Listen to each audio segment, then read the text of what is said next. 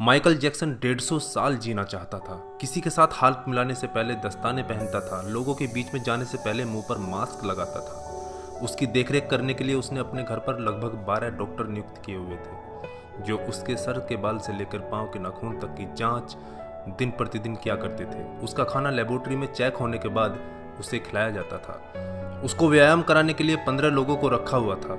Michael Jackson अश्वेत था। उसने 1987 में प्लास्टिक सर्जरी करवाकर अपनी त्वचा को गोरा बनवा लिया था। अपने काले माँ बाप और काले दोस्तों को भी उसने छोड़ दिया। गोरा होने के बाद उसने गोरे माँ बाप को किराए पर लिया और अपने दोस्त भी गोरे बनाए। शादी भी गोरी औरतों के साथ की। नवंबर 15 को माइकल ने अपनी नर्स डेबी रो से विवाह किया, जिसने प्रिंस माइकल जैक्सन जूनियर और पेरिस माइकल कैथरीन को जन्म दिया। वो 150 साल तक जीने के लक्ष्य को लेकर चल रहा था। हमेशा ऑक्सीजन वाले बेड पर सोता था। उसने अपने लिए अंगदान करने वाले डोनर भी तैयार कर रखे थे, जिन्हें वह खर्चा देता था ताकि समय आने पर उसे किडनी, फेफड़े, आंखें, किसी भी शरीर के अंग की जरूरत पड़े तो वह उनको आकर दे दे। उसको लगता था कि पैसे और अपने रसूख के बदौलत मौत को भी चकमा दे सकता है, लेकिन वह गलत साबित हुआ। 25 जून 2009 को उसके दिल की धड़कन रुकने लगी। उसके घर पर 12 डॉक्टर्स की मौजूदगी में हालत काबू में नहीं आई। सारे शहर के डॉक्टर उसके घर पर जमा हो गए, वह भी उसे नहीं बचा पाए। उसने 25 साल तक बिना डॉक्टर से पूछे कुछ नहीं खाया था। अंत समय में उसकी हालत बहुत खराब हो गई थी।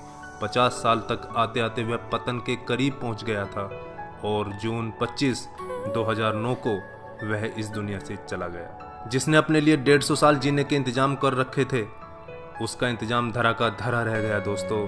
जब उसकी बॉडी को पोस्टमार्टम हुआ तो डॉक्टर ने बताया कि उसका शरीर हड्डियों का ढांचा बन चुका था। उसका सिर गंजा था, उसकी पसलियां, कंधे, हड्डियां टूट चुके थे। उसके शरीर पर अनगिनत सुई के निशान थे। प्लास्टिक सर्जरी के कारण होने वाले दर्द से छुटकारा पाने के लिए एंटीबायोटिक वाले दर्जनों इंजेक्शन उसे दिन में लेने पड़ते थे। माइकल जैक्सन की अंतिम यात्रा को लगभग 2.5 अरब लोगों ने लाइव देखा था। यह अब तक की सबसे ज्यादा देखी जाने वाली लाइव ब्रॉडकास्ट है।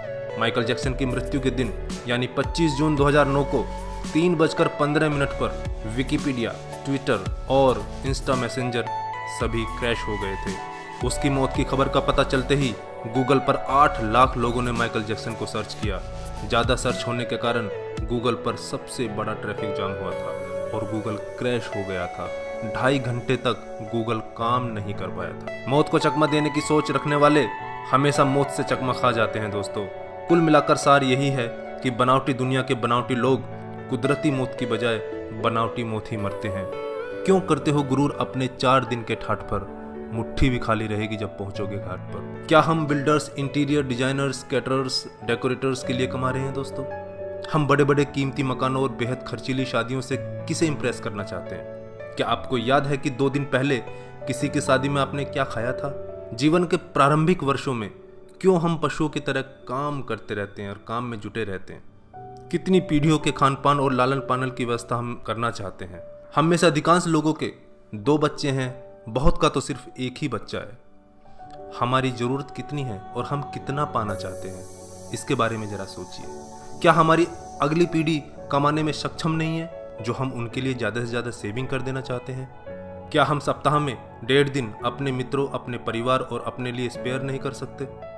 क्या आप अपनी मासिक आय का 5% अपने आनंद के लिए, अपनी खुशी के लिए खर्च करते हैं? सामान्यतः जवाब नहीं में ही होता है। हम कमाने के साथ साथ आनंद भी क्यों नहीं प्राप्त कर सकते दोस्तों? इससे पहले कि आप स्लिप डिस्क का शिकार हो जाएं, इससे पहले कि कोलेस्ट्रॉल आपके हार्ट को ब्लॉक कर दे, आनंद प्राप्ति के लिए समय निकालिए मेरे दोस्तों। हम किसी प्रॉपर्टी के मालिक नहीं होते, सिर्फ कुछ कागजातों, कुछ दस्तावेजों पर अस्थायी रूप से हमारा नाम लिखा होता है। अगर भगवान ऊपर है तो वो हमें देखकर हंसता होगा। वो सोचता होगा कि हम कैसी कैसी बातें करते हैं जब हम कहते हैं कि मैं इस जमीन के टुकड़े का मालिक हूँ। किसी के भी बारे में उसके शानदार कपड़े और बढ़िया कार देखकर राय कायम मत कीजिए। हमारे महान गणित और विज्ञान के शिक्षक स्कूटर पर ही आया जाया करते थे। धनवान होना गलत बात नहीं है, लेकिन सिर्फ धनवान होना गलत है। आइए जिंदगी को पकड़ें इससे पहले कि जिंदगी हमको पकड़ ले। एक दिन हम सब जुदा हो जाएंगे, तब अपनी बातें, अपने सपने हम बहुत मिस करेंगे। दिन, महीने, साल गुजर जाएंगे, शायद कभी कोई संपर्क नहीं रहेगा। एक रोज हमारी बहुत पुरानी तस्वीर देखकर हमारे बच्चे हमसे पूछेंगे कि तस्वीर में ये दूसरे लोग कौन हैं? तब हम मुस्कुराकर अपने अदरस आंसुओं के साथ बड़े फ़ख्र से कहेंगे ये वो लोग हैं जिनके साथ मैंने अपने जीवन के बेहतरीन दिन गुजारे थे। मेरे दोस्तों, जीना सीखिए। धन्यवाद। जय हिंद।